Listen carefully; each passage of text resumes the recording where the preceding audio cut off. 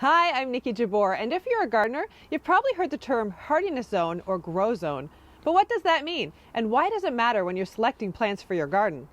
Another useful piece of information is knowing your frost-free dates, especially for vegetable gardeners like me. Today, I'm going to talk about how we can use these two tools to be more successful in our food and flower gardens. Let's start with hardiness zones. If you're a gardener, you're likely familiar with the question, will this plant grow in my zone? The main goal of dividing Canada or the United States into hardiness zones is to provide insight to gardeners about what plants can grow where. It was originally developed for trees and shrubs, but gardeners can also use it to determine whether perennial plants can winter over in their zone. Plant hardiness zones for Canada are based on 7 long-term climate variables, including the average annual minimum temperature. But they also take into account factors like the amount of rainfall, the frost-free period, and the maximum snow depth.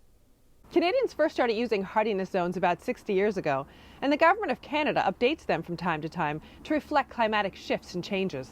It is important to note, however, the plant hardiness zone map is a guide, and local climatic conditions and microclimates may mean that a Zone 5 gardener, like me, can still plant a Zone 6 plant. The map, however, is a very handy tool when you're deciding which trees, shrubs, perennials, vines, and bulbs to plant. So how do you find out the grow zone for a particular plant? Well, if you're at a garden center, you'll see it listed on the plant tag or label. Plant hardiness zones are also typically included in garden books that focus on trees, shrubs, and perennials. You can learn more about grow zones and find out which one you live in by checking out the plant hardiness zone maps online at Natural Resources Canada. While ornamental gardeners use hardiness zones to help select plants, what about vegetable gardeners? How do we know which crops and varieties we can grow in our gardens? We use frost dates, the last frost in spring and the first frost in autumn, to determine the length of our growing season. The number of frost-free days influences the type of vegetables you can grow in your region. To help you boost success when choosing vegetable seeds, pay attention to the information listed on the seed packet or in the seed catalog. It will provide a days to maturity for each vegetable.